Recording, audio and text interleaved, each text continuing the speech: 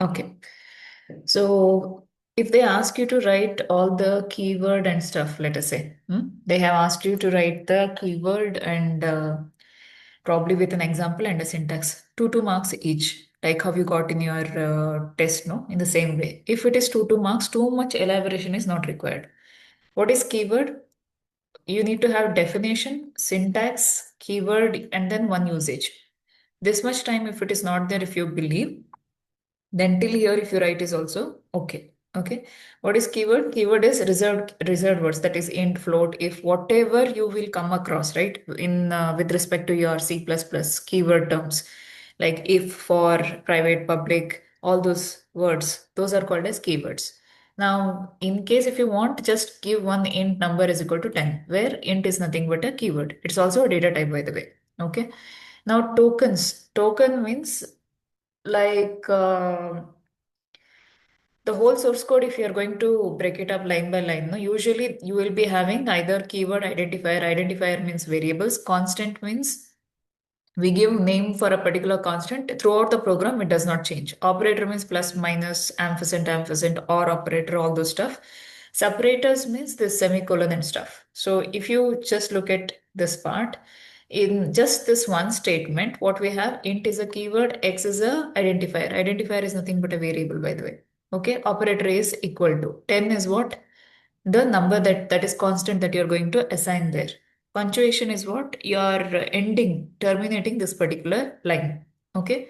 In identifier, you're going to use like what is the word for identifier? Like you're giving age, total underscore marks, print result, these things, whatever you have given the naming convention, right? Those things. So here, can I give int?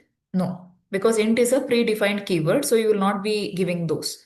What we have to do is we have to go ahead and write down that user defined names, which user will be giving for either a function, a particular variable, array, or in case if you want to go ahead and in case if you're going ahead and then checking out few of the uh, people, keep your you can keep your cam off, no problem, your data will be saved. And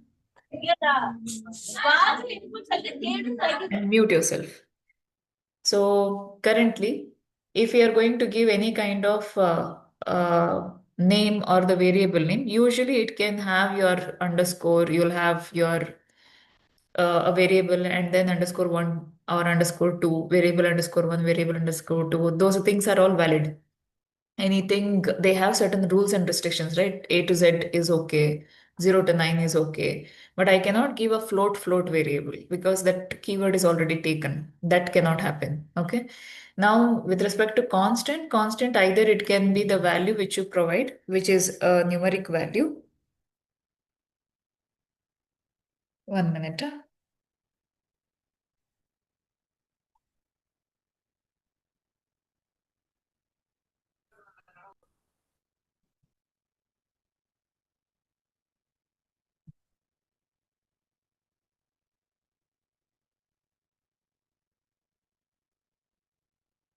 So here with the constant keyword, either whatever you give after equal to on the right hand side, if you have a value, numeric value, string value, whatever it is, that is a constant. Here, if you want throughout the program, if you give a variable pi as const, then in between the program, if I give pi is equal to 45 or something, it will throw error saying that it is a constant, you can't change. What is a macro? Macro is something which is near this hash include stdio.h. Below that you'll be writing. Throughout the program, if I want to make sure that the array size should be 10 or something like that, or maybe pi also, if it is 3.142, throughout the program, if I just use it, it will be available. But these things, no, anything that is written with hash, these are the ones which will be processed before your main function. So that's the reason they are told as preprocessor directives. Okay. Who is calling me? Okay.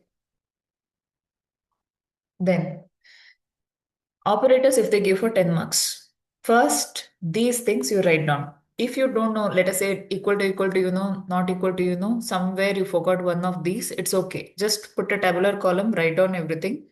Then gauge. This itself will take somewhere around three-fourth of the page. Okay. Then what are arithmetic operators to do certain mathematical operations like addition, subtraction, multiplication? Just two lines about it. Okay. What is a relational operator? When two numeric values are given, whether we are going to give greater than, means one variable with related to another variable, we are finding the relation. Logical operators can be ampersand, ampersand, or it can be or operator. Okay. It can also be not operators, which is nothing but both the conditions. If you have two conditions, both the condition has to be true in order to execute that particular line of code. Or means any one of the condition. Not means if it is true, it will make it false. If it is false, it will make it true. Okay. Assignment operator is usually equal to symbol. Plus equal to means what? Sum is equal to sum plus 8 if I want to give.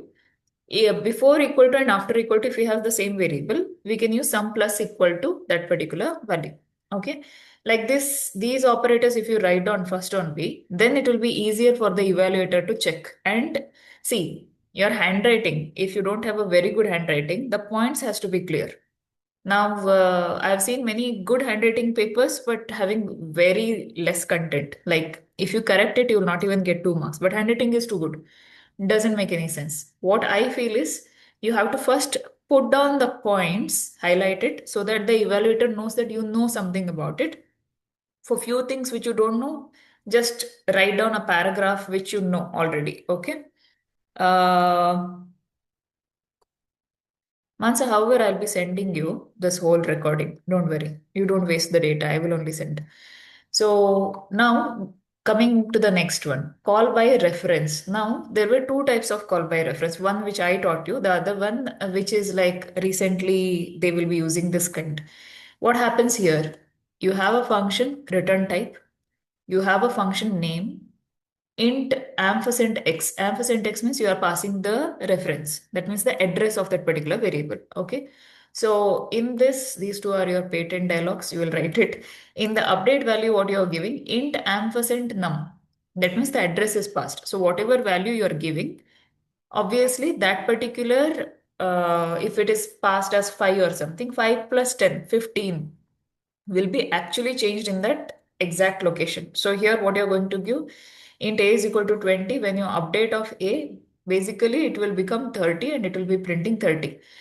After writing all these things, you need not write one more output and then put 3-4 lines. If there is 3-4 lines of output, you do that. But here that is not necessary. No. After this, if you just put a this part, output will be 30. If you write it in a comment properly, maybe if you can use a underline or something, but in comment, okay, they will be able to understand. You need not waste papers just because you have to fill it out that way. Be smart. If the output is going to be just 1 or 2 lines or something, there itself you can just print what will be the output with the comment section. That's it. Now, return by reference means here, what you have done, the parameters you have given the address. But if I want to pass the, what is that, int ampersand in the sense, this whole function itself is returning one particular reference, let us say. Now, if you look at this part, what is happening, you see, outside we have int x is equal to 10, global variable. Okay. And what happens here? In get x, that is this function, is equal to 50. The function is given as 50. When you do this, what will happen? Return x. Return x means whatever value you have sent, no, that will be put inside this x value and you're going to return that particular value. So the same thing, if I will give you some other example, okay? Maybe this is a little interesting, no? So we will do one more.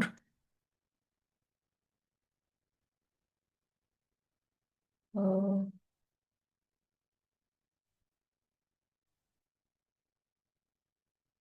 where were we? This one.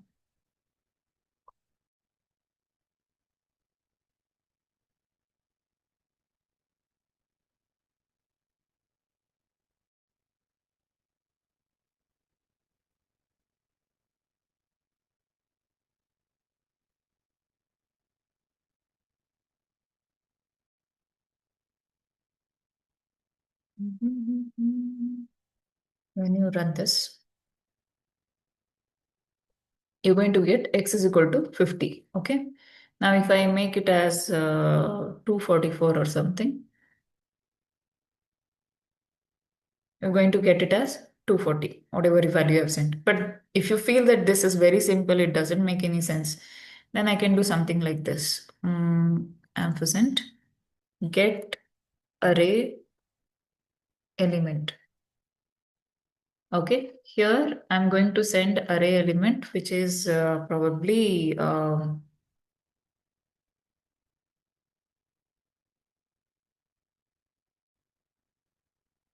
comma in index. So I'll return what is the value available at that particular index. Okay, if I'm doing like this, how many parameters are passed here? You see, how many parameters are passed? Put it in the chat.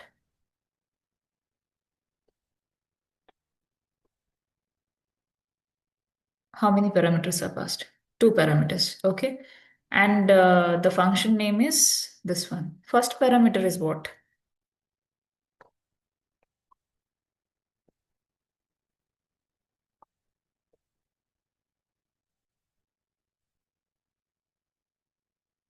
Why I'm not able to see your chat? First parameter is your array.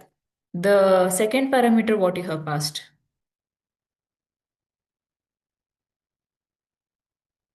Second parameter is the index.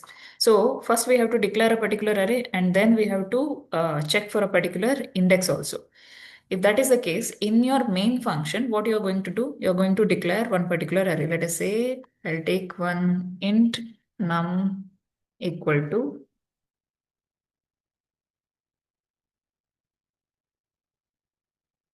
okay. How many elements are there in this array?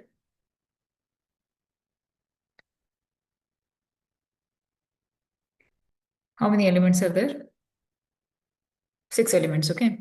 Now what I'll do, I will not make it as get, I should make it as set, okay? Because I will not return the value of that particular array there. What I'll do, you see, I'm going to pass this array A, that is whichever array, that is num you have taken, no? That num I'm going to pass. And also I'm going to pass a index. I'm going to pass index 3. What is there in third index? What is there in third index? 44. Now what I'm going to do, I'm going to make it as 1111. Okay. And value of num of 3. After you pass it to the function, what it will do, you see? Num of 3.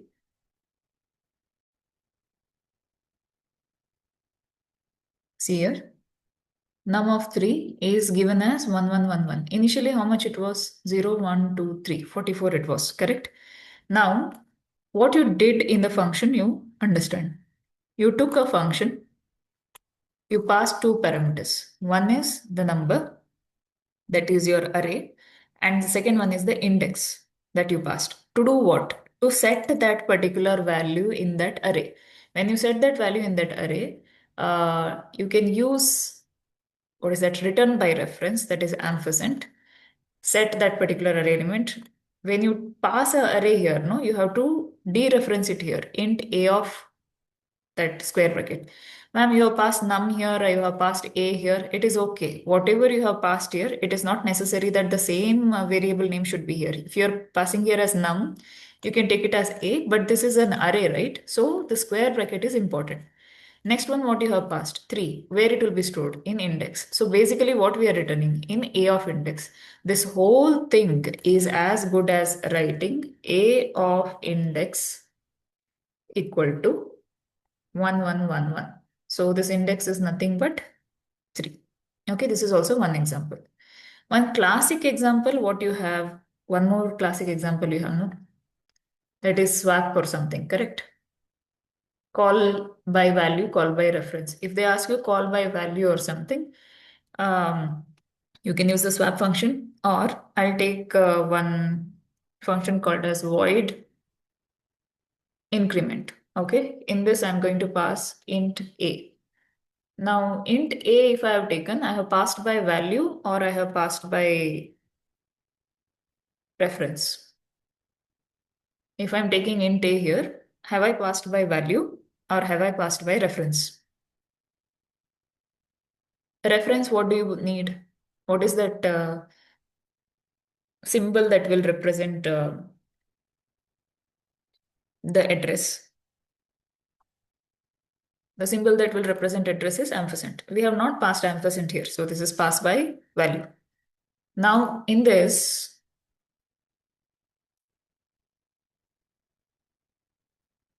if I take int x is equal to 10, okay, see out x in main before passing. What should be the value here? Before passing, what is the value of x? Before passing to the function, value of x is 10. Since it is passed by value, okay, I'm going to write it here also, but this is in which function? In increment function. X in increment function. So here it will not be x, here it will be a. So if I pass something like this, INCR of x, means INCR of which value you're passing? X. What is the x value? X value is 10. INCR of 10 you passed, correct? When you passed INCR of 10, it went here. 10 plus 100 is 110. It printed 110. But when you come back to your main function and you print x right now, what should be printed? 110 or 10?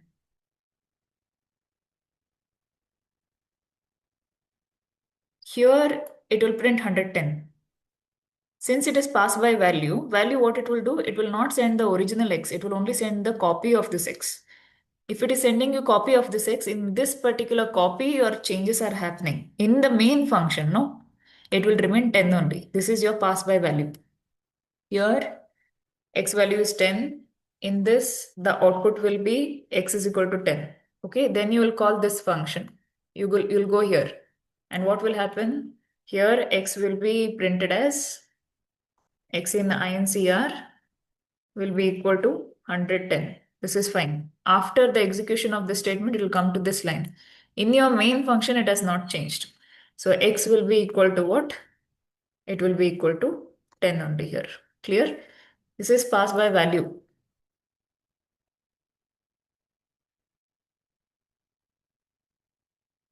See this? Before passing 10, I told you before passing 10. Increment 110, increment 110. When you came out, this is only sending you copy. Copy in the sense what? I was having a cup of tea. You too came to me. I gave you another cup of tea. So you drank. I was just looking at you. So mine is still there. Correct? That means you drank and finished it off. That is, I have sent you a copy of my value. Okay. There you have done the manipulation. But my original value is with me only. Clear? There is no changes at all. Now, pass by reference. If the same thing I have to do, pass by reference, all I'll do is here ampersand. Sorry, not there. All I'll do here ampersand. If I want to use pointers, if I'm passing the address of a particular variable, what I should do here? To hold the address, normal variable is okay, or do we need a pointer? To hold the address of a particular variable, normal variable is okay or pointer. If you are converting this to pointer, you should also make sure that star a, and this will be star a, and here also you're going to print star a.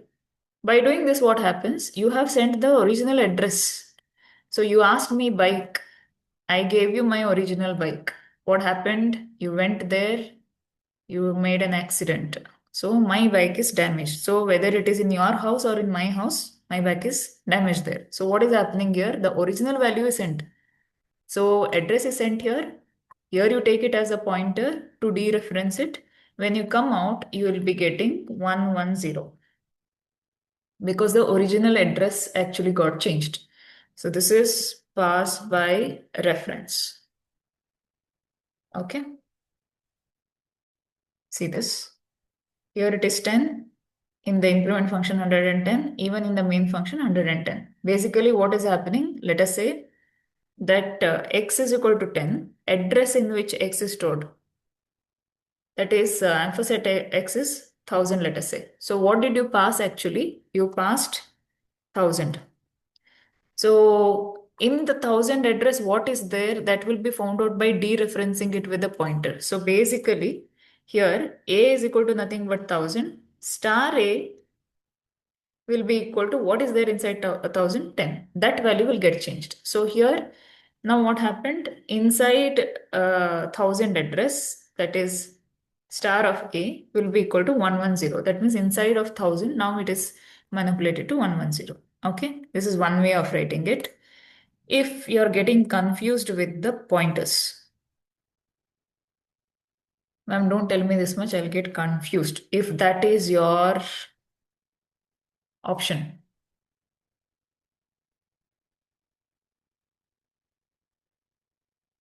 what I'll do, this one, I'll take it as ampersand A.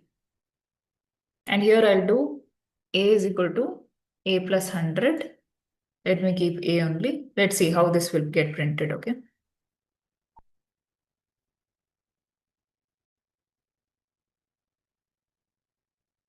See here, main passing is 10 here. 100. When you give here ampersand A, it will, whenever you're giving X here, it will automatically pass it by reference. This is a new way in C++, which they have started after 11, C++ 11, I think. So this is also one of the way that you're going to write. So if you're getting confused, pass by reference, you just give ampersand A here. Normal value, pass call by, what is that? Pass by value, you remove this ampersand. That's it. Okay.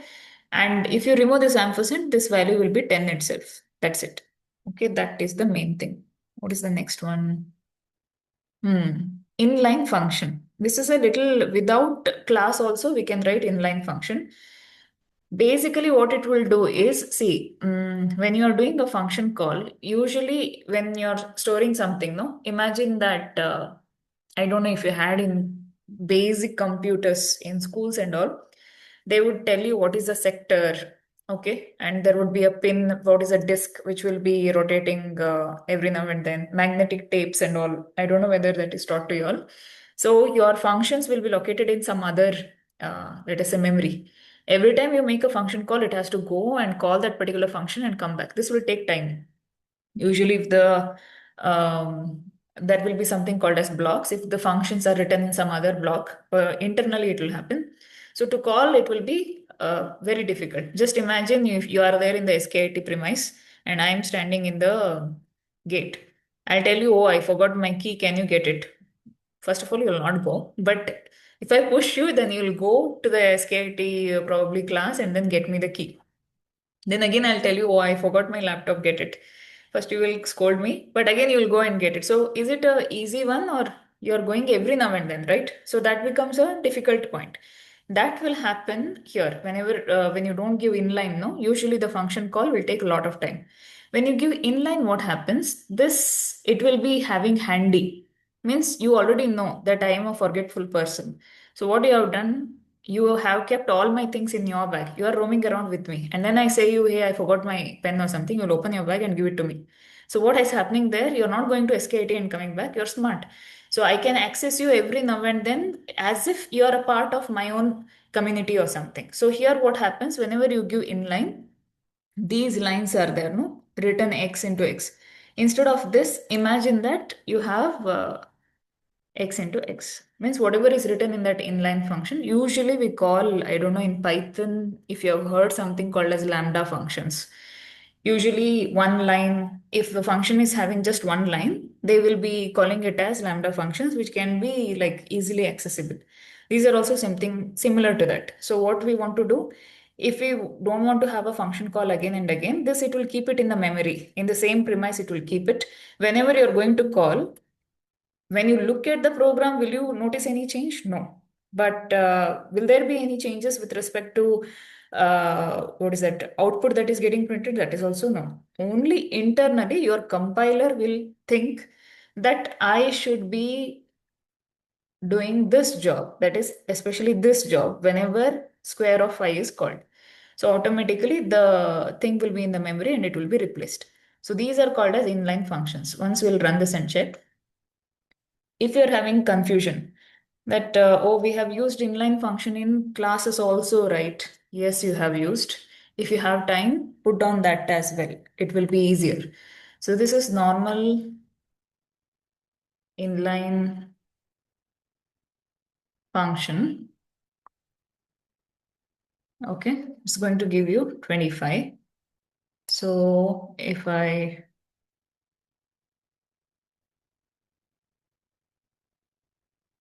don't give this also, the output will be 25 only. Okay, so uh, this is one example. I'll give you the word, by the way, word file. Okay, this is one you can write. Along with this, just for your safety, what do you do? Write a class and write my class. Okay, public void message. Okay, so if you're writing here itself, this is also treated as an inline class. We will usually do what? We will write void message here, come outside, then write void my class colon colon message. Correct? Instead of that, if I write here itself, see out,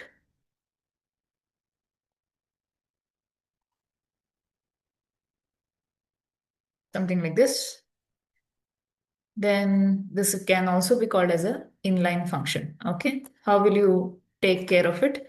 Just create a my class object and then call ob dot message. That's it. And run this. So I think to write this much, it will not take much time. So give both the examples. Inline for class. Okay.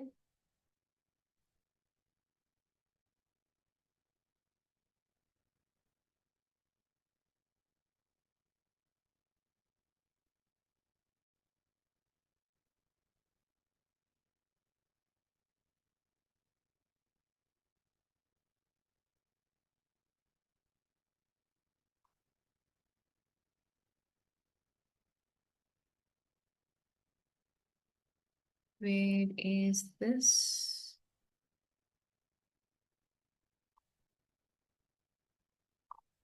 I have written inline here. No, this is one example. I'll write here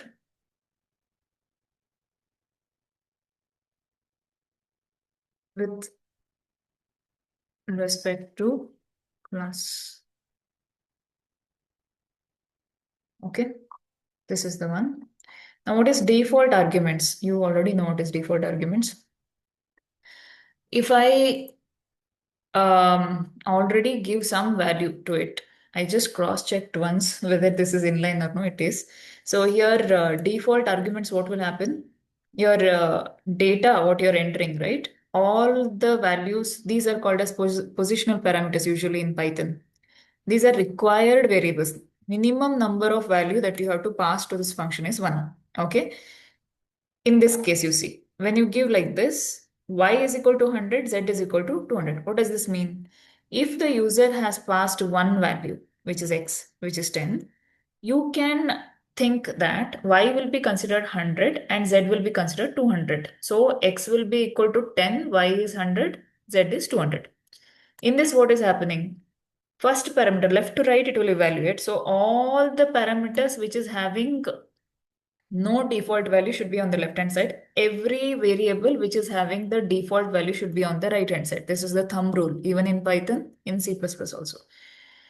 So x will be 10, but you have passed 20. From left, if you go, first x value is 10. Next value is what? 20. Instead of 100, this will be overwritten by 20. And z will be 200 only because you have not passed the third variable. Here, what will happen? Three values you have passed. So x will become 10 and y will be overridden by 20 and then z will be overridden by 30.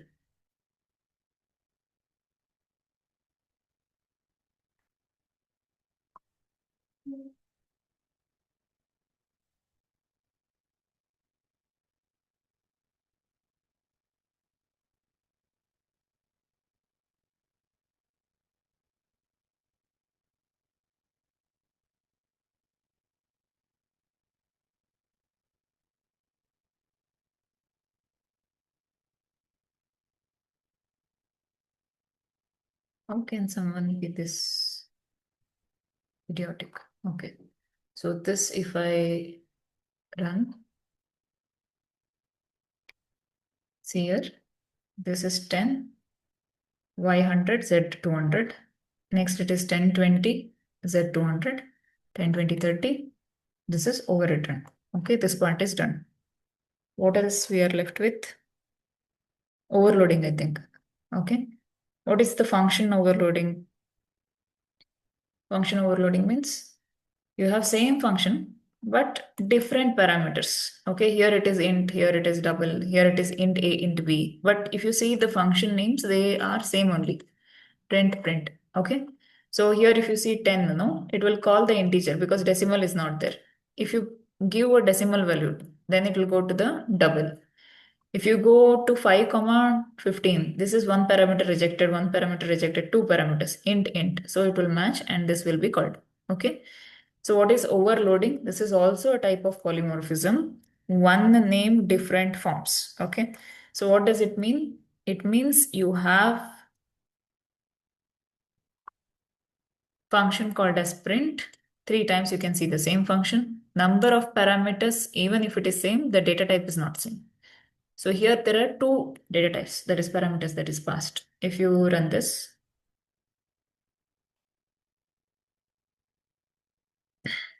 overloading,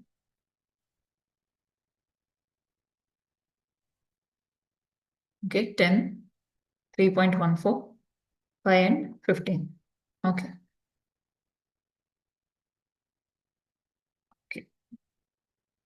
Then, okay, this is the second, what is that, chapter. Okay.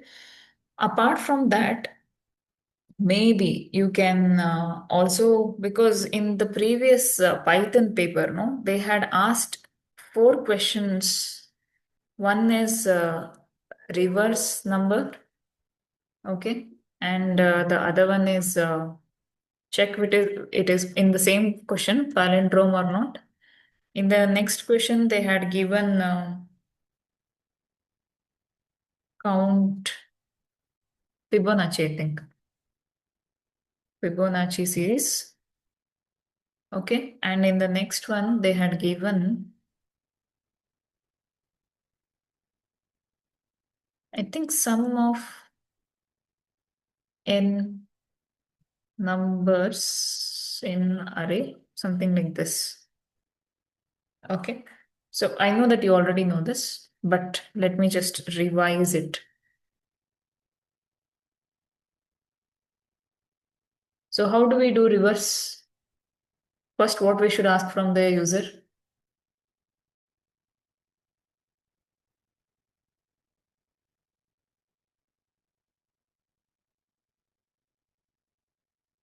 Hmm? You'll ask the user to enter the n value. Okay. If you're asking user to enter n value, first you should have that n, no? Int n. Once you took the value, then what you're doing? Just because n value, as in when we go to iteration, it will change. I'll just take int original is equal to n so that the original n value what the user has given will be saved. What we'll do? We'll take a while loop. In while loop, the main agenda here is what?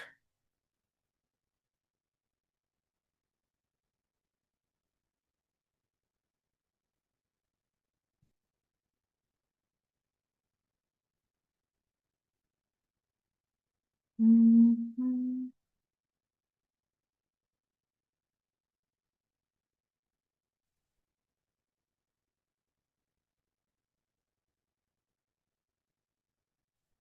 1 second.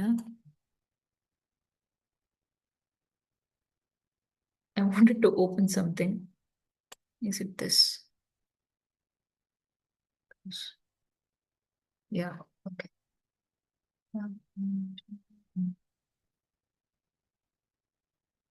100 times I've told. Huh? Only Chetan is answering, Papa. If n value is equal to, let us say, 1, 2, 3, 4. Hmm? The output should be what? The output should be reverse, no? That is 4, 3, 4, 3, 2, 1. Correct? That should be my given value. So how do you get this number? I had told you before. In any particular given number, how do you get the units place?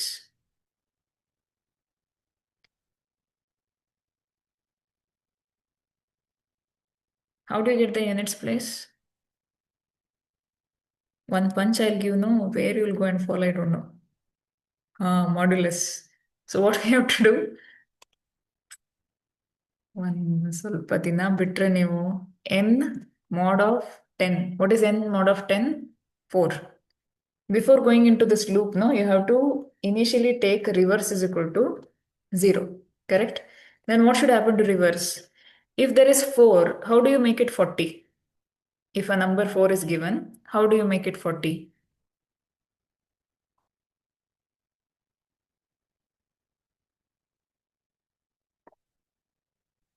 ಒಂದು number 4 ಇದೆ. Into 10. So what you will do, reverse will be equal to reverse into 10, okay, plus the given remainder, okay. Before coming into the loop, no, what was the remainder you say?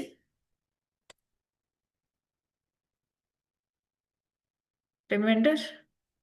No, remainder is what? Remainder is this one, n mod of 10. Remainder is equal to 4. Reverse is equal to how much? 0. So 0 into 10 is what? 10, no? 0 only. Okay. Plus remainder. What is remainder? Remainder is 4. So this will become 0 plus 4, which is 4. Then what should happen from 1, 2, 3, 4? I have to make it 1, 2, 3. What operation should I do so that it becomes 1, 2, 3? Please tell the answer. Awesome. Thanks, Bhanu Prakash. N is equal to n divided by 10. When you do n divided by 10, the quotient, what is quotient? 1, 2, 3. Because you'll get 123 dot something, but only integer part you have to count. Now the new n value is 1, 2, 3. What is the decimal? What is the units place? That is 3. What is there in the reverse already? In the reverse, what is there? 4. 4 into 10 is 40. 40 plus remainder. Remainder is currently what? 3. How much it will be? 4 into 10 plus 3, which is equal to 43. What will happen to n? Fatafat, you should say. What will happen to n? 12. 12, remainder will be 2. What should happen to this number? What will this be? 43, yeah, into 10 plus 2, which is nothing but 432. This will become 1. This will be 1. 1 mod of 10. 1 mod 10. If the x value is less than the y value, what will be this? It will be 1, x value. So this 432 into 10 plus 1, which is equal to 4321. Okay. This will become 1 divided by 10 is 0. Quotient is 0, no? So when n will be equal to 0, you will come out of the loop. Okay. When you come out, this will be the reverse. Okay, but see the n value. This is the reverse. N value became 0, no? So what did we do? We were little shana there. So what we did, original, we had saved it.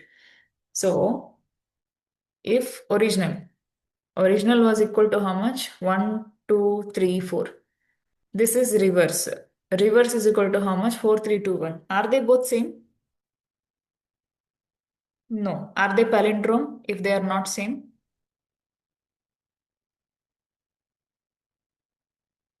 Given number, original number, and the reverse number. If they both are not same, are they palindrome or not palindrome?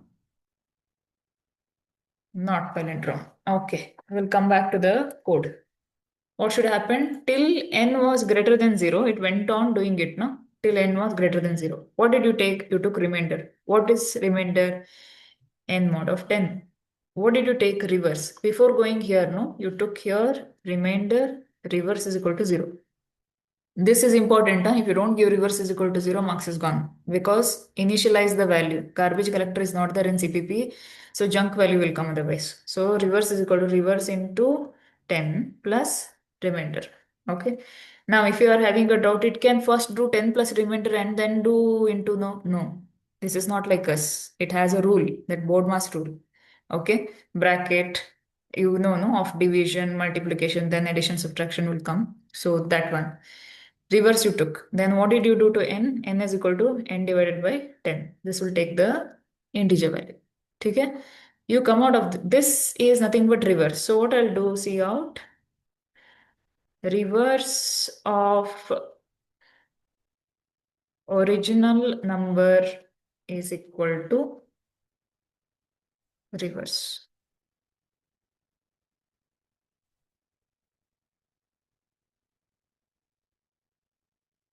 N value my whole tick.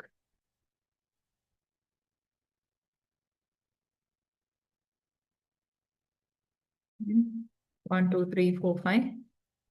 5, 4, 3, 2, 1. Now, same program, all we have to do is check whether it is a palindrome or no. So that we will do here. Same program. But what we'll do if original is equal to reverse, then see in one program, you know, two programs. It is palindrome. Otherwise, see out.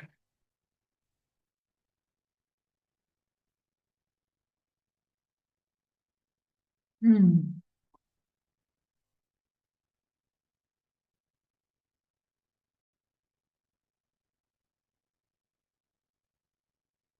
One, two, three, two, one. Even if you reverse, you'll get the same number. So it is palindrome.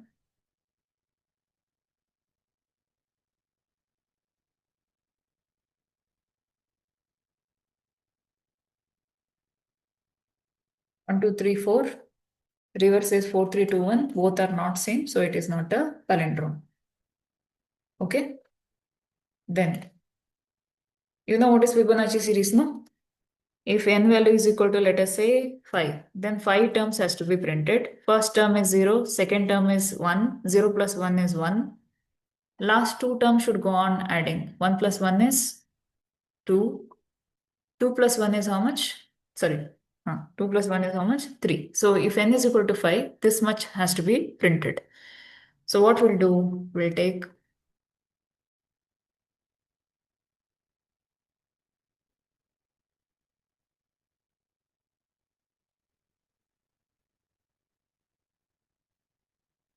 till here.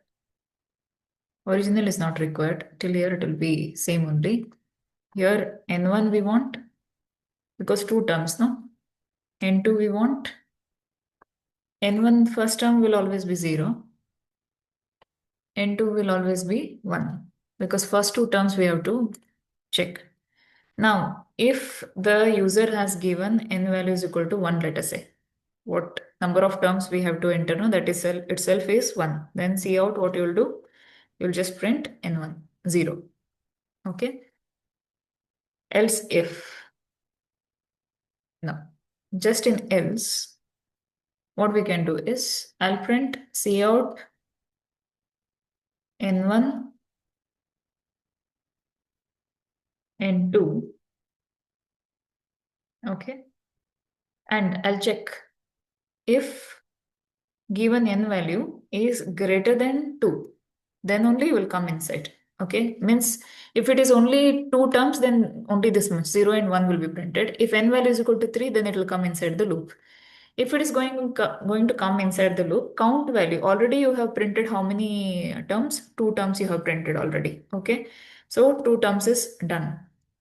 Now here, comma, CNT will take. If n is greater than 2, here what you're going to do? You're going to see out n3. Before seeing out n3, you have to understand we were getting n3 by what? Adding n1 plus n2. First you add it, print the value, then if these two are added, n1 and n2 is here, n3 is 1. Now this should become n1, this should become n2. So what we'll do? n1 is equal to n2, n2 is equal to n3. And count number of terms, no, count plus plus. This thing should go inside a loop. Okay, this one should go inside a loop. Here I can put a while loop. While count is less than n, you're going to do this. Too much of confusion if you're having. Okay, too much confusion if you're having, because I know my students. Do one thing. Else if n is equal to 2, let us print only n1 and n2. Okay, and then come out of that if condition. Otherwise, if n is greater than 2, it will come here. All you have to do is this much.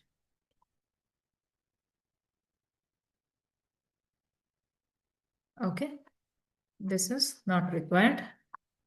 After this else, one more. Now we'll run this. N3.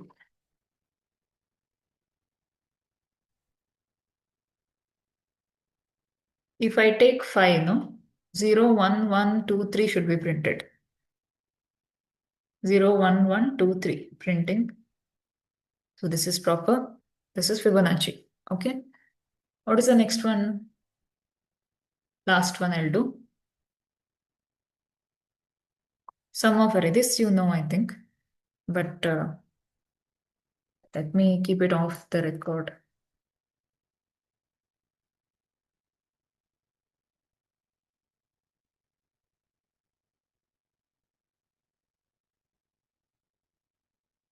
So if you took it like this, n value is equal to 4. But if you want to find it out based on function only, then n is equal to size of a.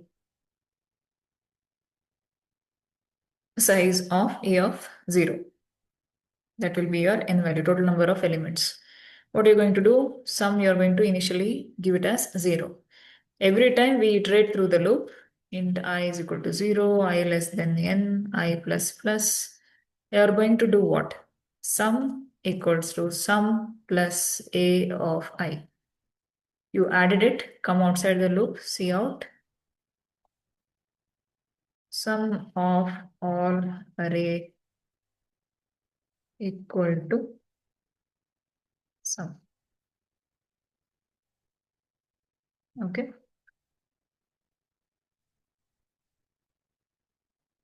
Now when you run this,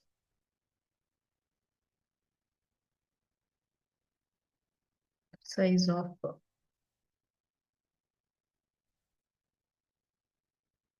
so if you notice, it is giving 110. 11 plus 22, 33, 33 plus 33, 66, 66 plus 44, 110. Okay, what it basically did,